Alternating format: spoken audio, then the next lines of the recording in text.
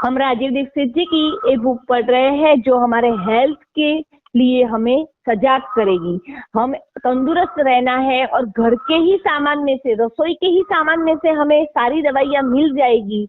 कोई थोड़ी बहुत ही ऐसी होगी जो हमें ढूंढनी पड़ेगी आयुर्वेदिक दवाएं, बाकी उन्होंने सारे इलाज ऐसे ही बताए हैं। खास तो उन्होंने दिनचर्या पर ध्यान दिया है और नियम बताए हैं कि ऐसे नियम रखोगे तो पूरी जिंदगी आप बीमार नहीं होगे। तो उस पे हमारा ध्यान होना चाहिए और हो सके उतना हमारे जीवन में हमें लाना है। ऐसे ही हम पूरी बुक पढ़ेंगे। आज राजीव दीक्षित जी की बुक में जवानी की दिनचर्या सुनेंगे। पित्त के प्रभाव वाले लोगों की दिनचर्या 14 से 60 साल तक के लोगों की। 14 वर्ष से लेकर 60 साल तक पूरा शरीर पित्त के प्रभाव में होता है। पित्त के लोगों को कफ कम हो जाता है और वात बहुत कम होता है। पित्त प्रकृति वाले को नींद 6 घंटे कम से कम और अधिक से अधिक 8 घंटे होनी चाहिए। ब्रह्म मुहूर्त में पित्त प्रकृति के लोगों को जगना चाहिए, बहुत आवश्यक है, अर्थात सुबह 4 बजे जगना चाहिए। इन्होंने स्पष्ट बोल दिया। पित्त प्रकृति के लोगों को दांत, कसाई, कड़वी और तिक्त वाली वस्तुओं से साफ करना चाहिए अथवा नीम की दातुन करे। मदार, बबूल, अर्जुन, आम, अमरूद आदि दातुन करे। जनवरी के बरसात आने तक, बरसात शुरू होने के बाद नहीं। बरसात शुरू होने के बाद क्या करना है? इस समय में नीम की दातुन पित्त को संतुलित करेगी। इस समय में नीम के अतिरिक्त मदार या बबूल की दातुन भी कर सकते हैं। बरसात के मौसम में आम की दातुन या अर्जुन के पेड़ की दातुन ठंडी में और अमरूद या जामुन की दातुन करें। पूरे साल नीम की दातुन कर सकते हैं, लेकिन देखो यहाँ आया ना, 3-3 महीने के बाद कुछ दिन छोड़कर उन दिनों में गाय के गोबर की राख से दांत मंजन करे। दूसरा दंत मंजन किसी भी क्षेत्र की तासीर के हिसाब से तेल, हल्दी, नमक मिलाकर दांत साफ करे। गाय के गोबर की राख, कपूर, फिटकरी, नमक मिलाकर गाय के गोबर की दांत का दंत मंजन बना सकते हैं। दंत मंजन के लिए बारीक त्रिफला चूर्ण पीसे और थोड़ा सेंधा नमक मिलाकर करें। खाने के लिए त्रिफला चूर्ण थोड़ा मोटा पीसे। ऐसे ही 8-10 तरह के मंजन है और 12 तरह के दातुन है। सुबह की लार पित्त को संतुलित करती है, अतः इसे दातुन करते समय पेट में जाने देना चाहिए। यानी हम नीम का दातुन करते हैं तो जो रस होता है, लार बनती है, उसको पेट में जाने देने का। पेस्ट में सैक्रीन के रूप में चीनी होती है। चीनी और पित्त बनता है। चीनी से पित्त बनती है। सुबह सुबह मीठा चीनी के रूप में, सैक्रीन के रूप में यदि मुंह में लगातार जाता है तो बहुत ही जल्दी दांत खराब होंगे।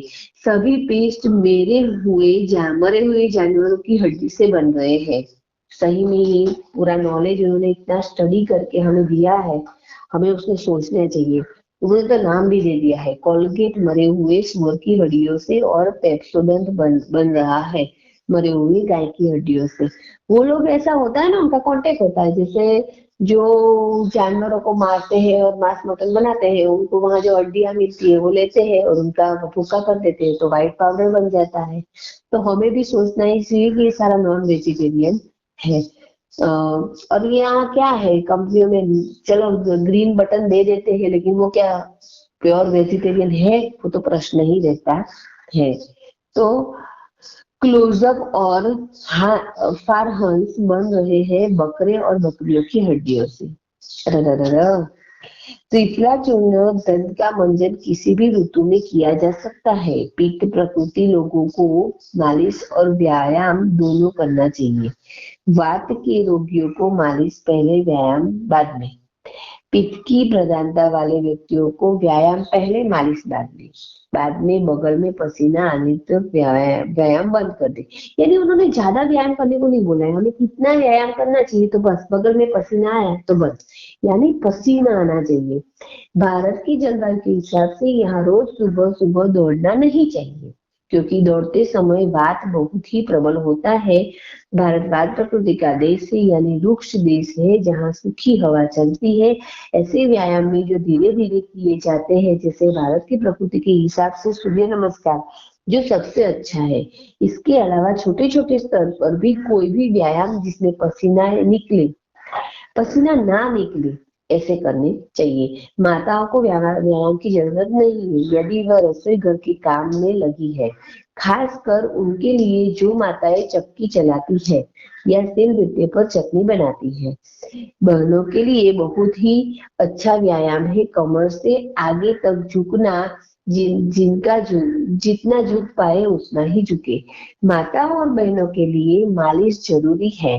शरीर के लिए साथ साथ की सिर की, कान की और तलवों की मालिश भी करनी चाहिए। मालिश के बाद स्नान करना चाहिए।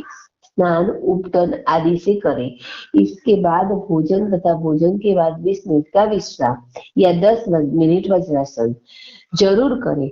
फिर दिन के कार्यकलाप, इसके बाद शाम को 6-7 बजे का फिर भोजन, फिर 2 घंटे के बाद सोना। पित्त वाले लोगों का इसी प्रकार का नियम है, यानी हम सब आ गए। पित्त वाले लोग में हम सब आ जाते हैं जो इस ग्रुप में जुड़े हैं, और जो 60 से ऊपर भी इस ग्रुप में जुड़े हैं तो इनको उनके लिए बुढ़ापे की दिनचर्या है वो भी हम आज देख लेते हैं, क्योंकि जो पित्त वालों की आ गई, जो जुआन है, अभी बूढ़े की आ रही है। वात के प्रभाव वाले लोगों की दिनचर्या 60 साल के बाद वाले लोगों के लिए। मैं तो यही मानती हूँ कि इस ग्रुप में जुड़े हैं और इतनी अच्छी तरह से वो अपना कमेंट लिख रहे हैं, अपना एकदम एक्टिव है, तो वो युवान ही है, लेकिन उम्र के हिसाब से यहाँ इनकी दिनचर्या में पढ़ रही हूँ और इनको मैं नमस्कार भी कर रही हूँ। 60 वर्ष से अधिक होने की स्थिति में वात शरीर में प्रबल होता है। इन दिनों में वात की समस्याएं होना प्राकृतिक है। जो लोग 60 साल से या अधिक जो लोग 60 साल या अधिक के हैं उनके लिए व्यायाम निषेध है। जैसे बच्चों को निषेध है, जैसे लोगों को मालिश बहुत जरूरी है, जैसे बच्चों को वैसे ही वात वालों को भी मालिश सिर, तलवे और कान की ज्यादा करनी चाहिए। यदि व्यायाम करे तो बिल्कुल हल्का और करे तो पसीना का नियम इन पर लागू नहीं होता। वात के लोगों को आराम अधिक से अधिक करना चाहिए। पूजा पाठ और भगवान की भक्ति ज्यादा से ज्यादा करनी चाहिए। वात के लोगों को भाग दौड़ बहुत कम करनी चाहिए और दिशा निर्देश देने का कार्य ज्यादा करना चाहिए। दिशा निर्देश यानी कि तो पूरा अनुभव, जो पूरी जिंदगी का अनुभव है वो बांटना चाहिए। फिर आप ही बूढ़े होके दुखी होके बैठे रहेंगे और कुछ नहीं करेंगे तो नहीं चलेगा। काम नहीं करना है, लेकिन दिशा निर्देश इन्होंने स्पष्ट शब्द दिया है, यानी लोगों का उत्साह बढ़ाना है। घर के लोगों को काम की पद्धति, कुछ अच्छी सलाह मशवरे देने हैं। मनुष्य मूत्र भी औषधि के रूप में काम करता है, यानी औषधि रूप में कोई भी अपना स्वमूत्र पी सकता है। स्वमूत्र तभी और वही लोग पी सकते हैं जो संपूर्ण रूप से शाकाहारी है, मांस, मदिरा, अंडा आदि का सेवन करते हो। गौमूत्र हमेशा मनुष्य मूत्र से अच्छा होता है। गौमूत्र तो अच्छा ही होता है। सवेरे सवेरे सोकर उठने के बाद पहला मूत्र, उसमें भी शुरू का थोड़ा छोड़े और आखिरी का थोड़ा छोड़े, यानी बीच का लेना है। स्वमूत्र 100 से 103 बीमारियों में काम आएगा। वात, कफ और बीमारियों में बहुत ही काम आएगा। पित्त की बीमारियों में थोड़ा कम काम आएगा। अभी स्वमूत्र का जो बोला है ना, उन्होंने उनके वीडियो में बहुत सारी बातें बताई है। जैसे आजकल तो हर लोग बीमारी होते हैं, कोई ना कोई बीपी की दवा की कोई भी दवा चालू होती है, जैसे कोई तंबाकू का सेवन करते हैं, तो ऐसा कुछ खाने वाले अपना स्वमूत्र नहीं ले सकते हैं, उनका स्पष्ट नियम होता है। तो जो बूढ़े लोग हैं उनको क्या करना है, आराम करना है, यही उन्होंने आज समझाया है। सही में दिनचर्या हमारी कैसी होनी चाहिए उसके बारे में हमें सोचना चाहिए और उस आगे बढ़ना चाहिए। हमारे जीवन में कोई नियम होने चाहिए, व्रत होना चाहिए, और उस नियम के लिए हमें जो करना पड़े वो करना है। छोटा सा नियम ले, भले 1 मिनट का ले, 2 मिनट का ले, मैं हर बार बोलती हूँ 2 मिनट का। जो हम गद्दी गीता चैनल से जुड़े हैं तो रोज का 2 मिनट निकालते हैं। फिर ज्यादा निकालने वाले के लिए ज्यादा है, चलो पूरा अध्याय पढ़े, पूरा अध्याय सुने, तो उसका भी प्लेलिस्ट पे जाके लिंक है कि पूरा हम सुन सकते हैं पूरा अध्याय। लेकिन व्रत लेके काम करना है, जो काम करना है व्रत लेके करना है। वो हमारे ग्रुप में हम लोग सीखते हैं संकल्प से सिद्धि। और जो बोलते हैं ना कि भगवान बोलते हैं कि तुम संकल्प करोगे, तुम प्रयत्न करोगे, प्रामाणिकता से प्रयत्न करोगे, तो जो शक्ति तुम्हें खुद तुम चाहते हो वो मैं दूंगा। यानी खुदती शक्ति, यानी जो कम पड़ती है वो मैं आपको दूंगा ही दूंगा। भगवान 10वें अध्याय में, कई सारे अध्याय में अपना कहते हैं कि ऐसे निरंतर प्रयत्न करने वाले को मैं तत्व ज्ञान देता हूँ। तो हमें निरंतर यानी नित्य कोई भी काम नित्य करना है, जैसे कसरत नित्य करना है, प्राणायाम नित्य करना है।